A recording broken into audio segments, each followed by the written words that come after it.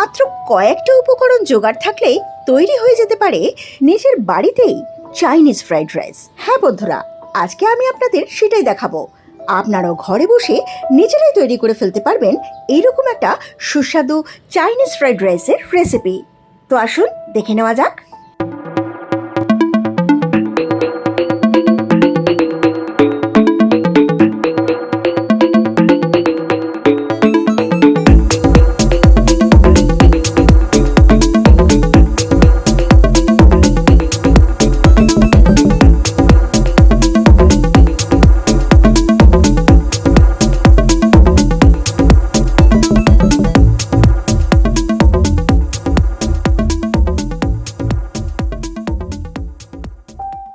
নমস্কার বন্ধুরা, তানিস কিচেনে আপনাদের সকলকে স্বাগত জানিয়ে আজকে আমি আমার রেসিপি শুরু করছি। এইরকম চাইনিজ ফ্রাইড রাইস বানাতে আমি খুব সাধারণ কয়েকটা উপকরণ নিয়েছি। প্রথমে নিয়েছি পেঁয়াজ কুচি, রসুন কুচি, ক্যাপসিকাম কুচি, পেঁয়াজ পাতা কুচি যেটাকে স্প্রিং অনিয়ন বলা হয়, আর একটু বড় বড় করে নিয়েছি গাজর কুচি। তো প্রথমে আমি কড়াইতে সাদা তেল গরম করে আমি যে কটা সবজি কুচিয়ে নিয়েছি সব একসাথে দিয়ে দেবো। এবার খুব ভালো করে এটা ভাজতে হবে, তবে সবজিগুলো কিন্তু ভীষণ লাল লাল করে ভাজতে হবে না।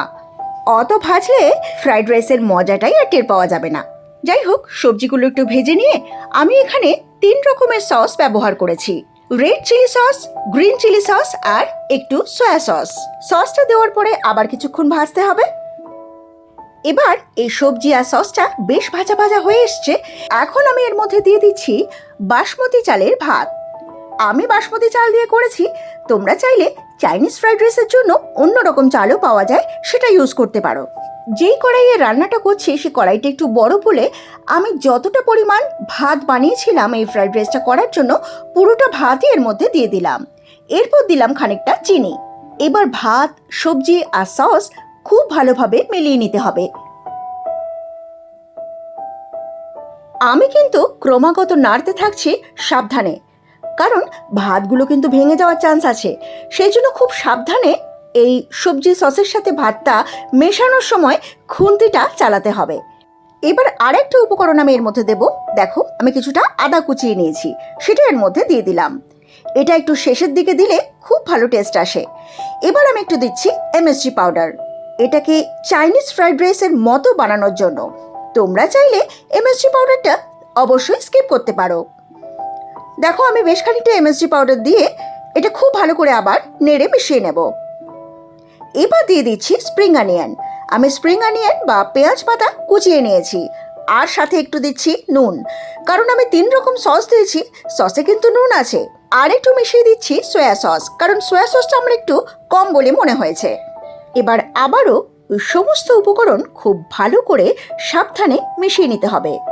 চাইনিজ ফ্রাইড রাইস কিন্তু আমার শেষের দিকে। এবার হালকা হাতে একটু একটু নেড়ে অন্য একটা পাত্রে আমি এই ফ্রাইড রাইসটা ঢেলে নিয়েছি। তো আজকে ঘরে বসে কিভাবে সহজেই কয়েকটা উপকরণ দিয়ে খুব তাড়াতাড়ি তৈরি করে ফেলা যায় চাইনিজ ফ্রাইড রাইস, সেই রেসিপিটাই আজকে দেখালাম।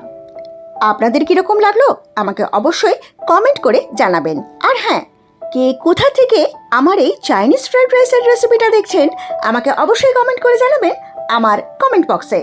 তবে আমি আজ এই চাইনিজ ফ্রাইড রাইস বাড়িতে সার্ভ করেছি রেস্টুরেন্ট স্টাইল চিলি চিকেন দিয়ে।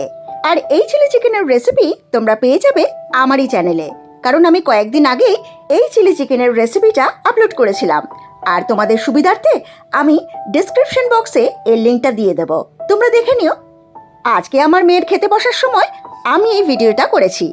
একটু খিচমিচ করছিল বটে, কারণ ও খাওয়ার সময় ডিস্টারবেন্স একটুও পছন্দ করে না, কিন্তু আমি ভিডিও তো করবই, তাই ওকে মানিয়ে গুছিয়ে ভিডিওটা তৈরি করে নিয়েছি।